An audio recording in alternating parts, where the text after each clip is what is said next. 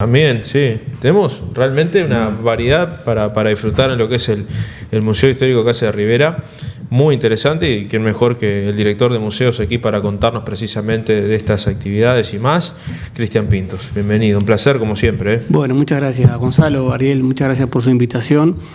Bueno, en la tarde de hoy, como bien dijeron, a la hora 17 se va a inaugurar la muestra Darwin estuvo aquí, que es una muestra que proviene desde Montevideo, que se impulsó a raíz de la conmemoración de los 190 años de la llegada de Darwin a estas tierras, y tiene detrás un respaldo muy importante del MEC, del Instituto Rubino, del Sistema Nacional de Museos, del Museo Histórico Natural, Museo Nacional de Historia Natural de Uruguay, que viene su director, que es Javier González. También del Museo Nacional de Antropología, que viene la licenciada de Antropología Karina Arquini.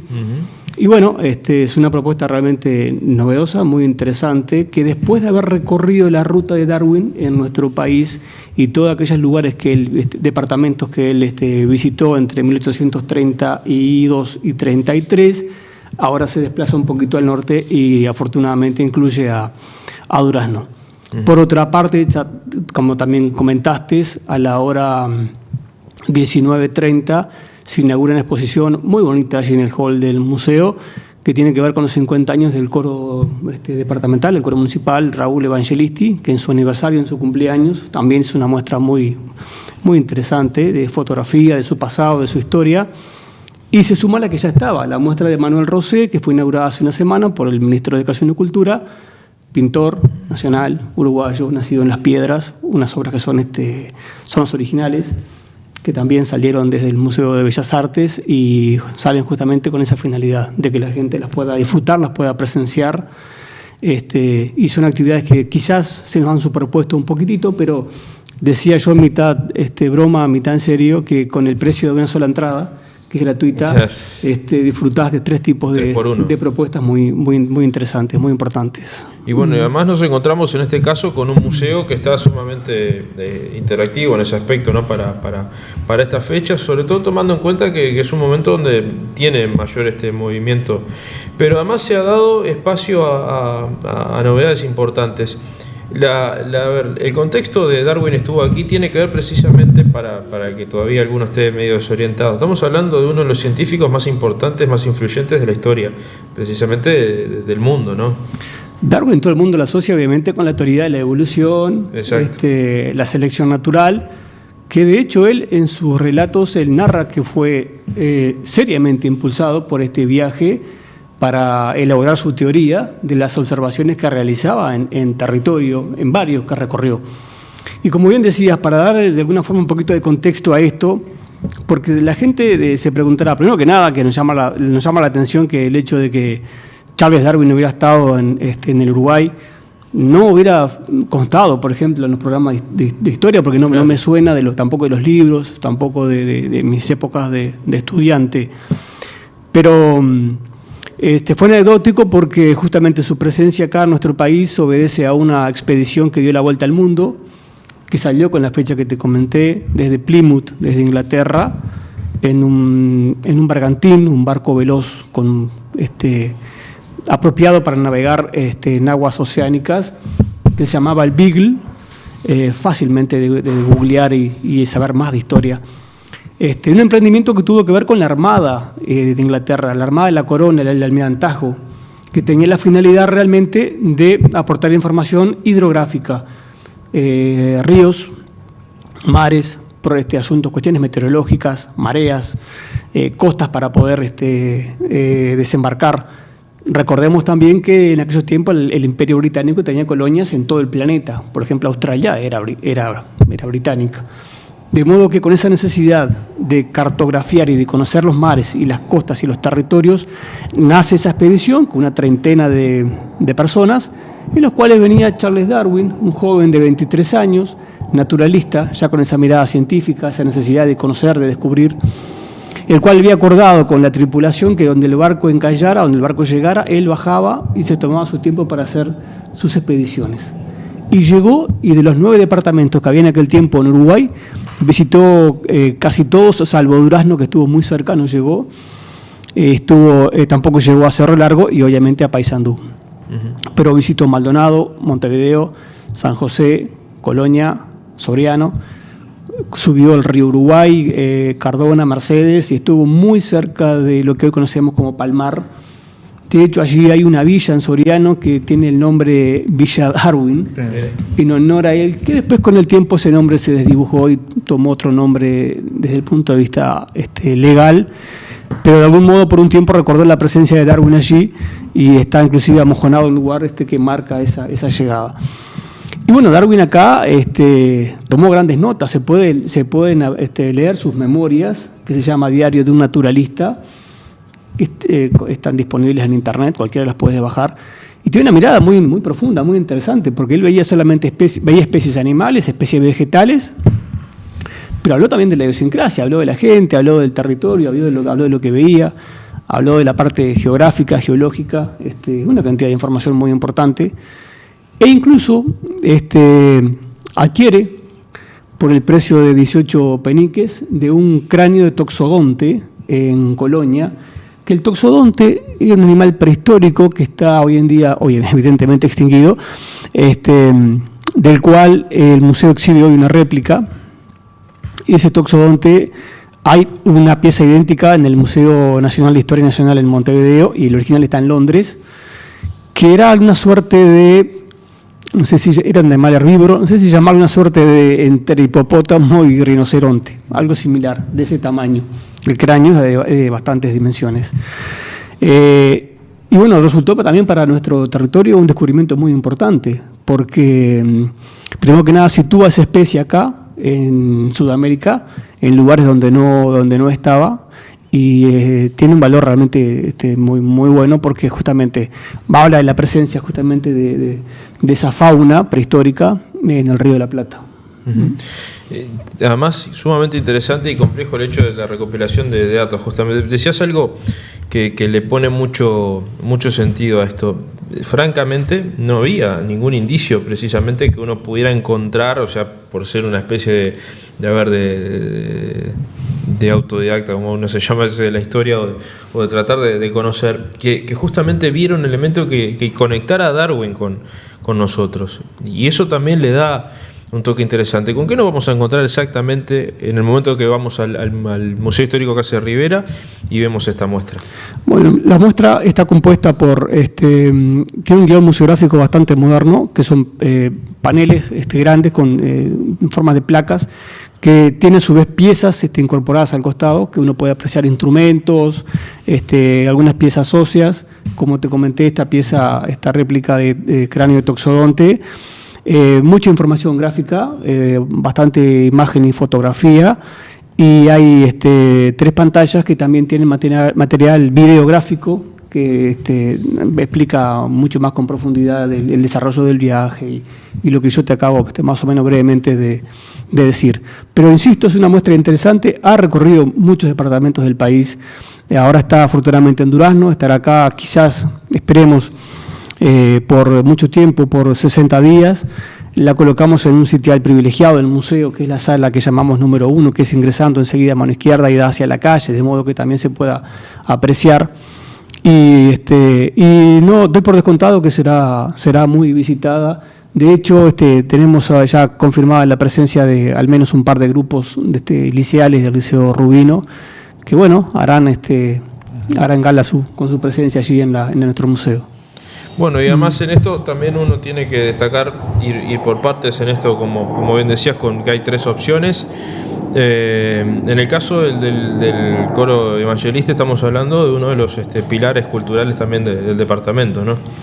Con una historia y una trayectoria impresionante. Basta con ver las fotografías, yo no puedo expoliar la muestra, pero se contará a la hora 19:30 con la presencia de Óscar Padrón Fabre, nuestro querido Óscar, que va a narrar gran parte de la historia del coro.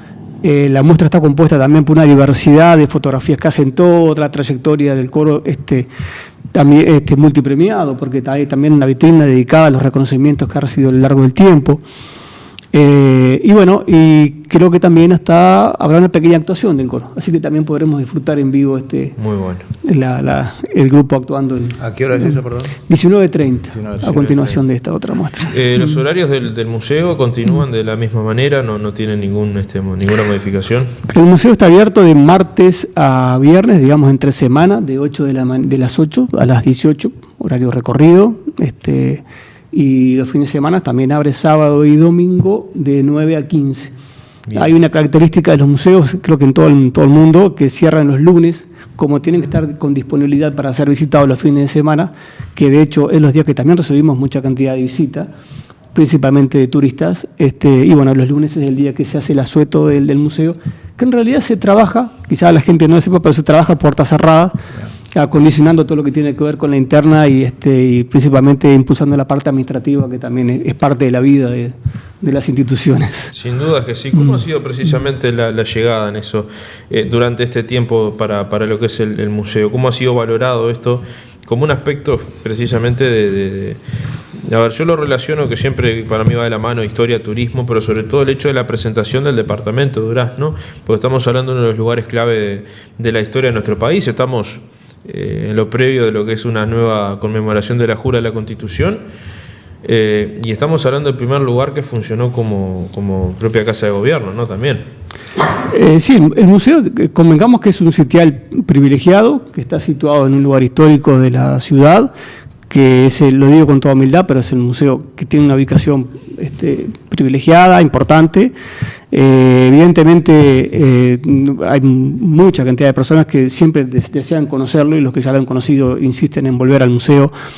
Y también recibimos muchas autoridades, porque generalmente cuando llega a la ciudad, de repente algún ministro, algún representante de otra nación, como sucedió hace poco que llegó un delegado de Qatar, y donde quería conocer la historia de Durazno, y bueno, es en el Museo Histórico de Durazno, que fue la Casa de Rivera, y allí por eso mismo la propuesta del museo es eso, también que además de albergar la historia del caudillo, es hacer un muestreo, un panorama de toda la historia de la ciudad y del departamento. Pero en ese sentido, insisto, el museo es muy visitado, llevamos el contralor de eso, y nos parece que la propuesta creo que está agradando, y bueno, seguimos intentando mejorarla de la forma que sea posible. Espectacular. Bueno, antes de cerrar, recordar esto justamente. Estamos en lo previo del 18 de julio. ¿La gente le da eso, en tu opinión, valor a la fecha? Porque por lo general ahí está una confusión. Vos agarrás a la gente en la calle y a veces se entrevera incluso hasta con la concepción que tenemos de la independencia o del nacimiento propio nuestro como república, como Estado. En este caso estamos conmemorando lo que es la primera constitución de la historia de nuestro país, un 18 de julio de 1830, ya conceptuados así como Estado, pero en definitiva creo que ahora de a poco se va como empoderando de vuelta esa categoría de fecha importante, ¿no? Va tomando quizás un poquito más de cariz, no el que todos deseábamos. A mí me tocó hacer, perdón que sea autorreferencial, pero me tocó hacer la oratoria de un 25 de agosto, creo que fue el año pasado, y fui realmente muy crítico porque cuando los días, cuando las fechas patrias son días hábiles, se llena de gente porque por cuestiones laborales uno me acerca a la vuelta y se arrima. Pero cuando son inamovibles y no se trabaja, se nota realmente. Yo asisto a los actos patrios y lo veo.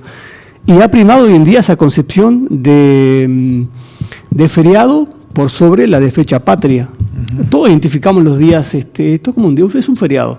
No lo identificamos como una fecha patria.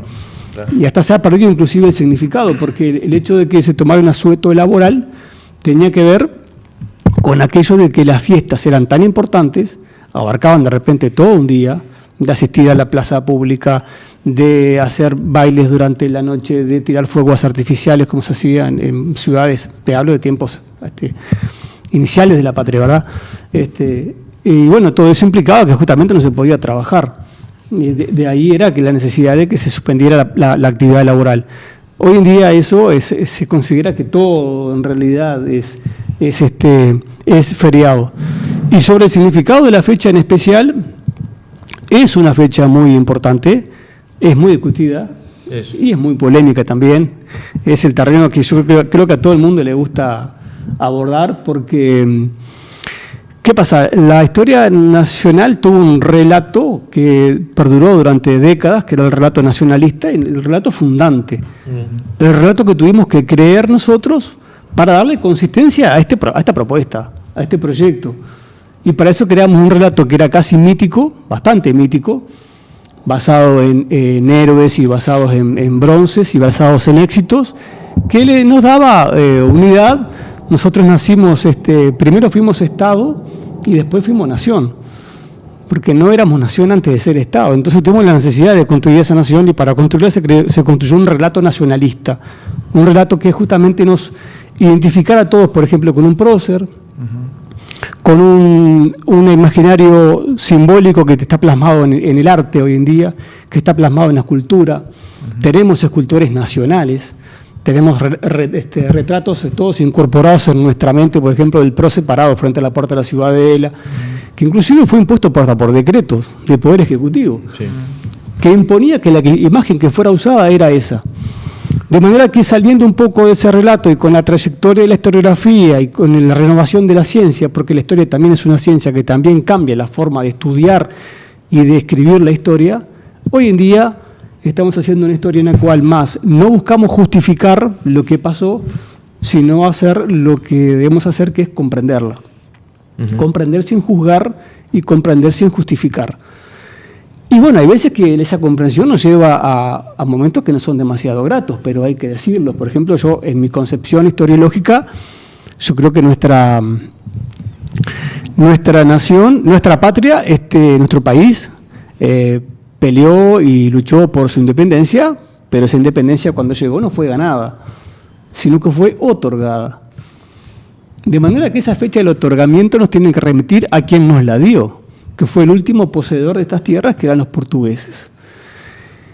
Y si fijamos la fecha que nos fue dada la independencia, que fue cuando Pedro I dijo, son independientes y nos vamos, no es muy acorde con nuestros sentimientos festejar la fecha que nos lo dio un emperador extranjero. De modo que en ese sentido ha primado un concepto de proceso independentista, de proceso histórico, en el cual no tenemos una partida de nacimiento como tiene una persona.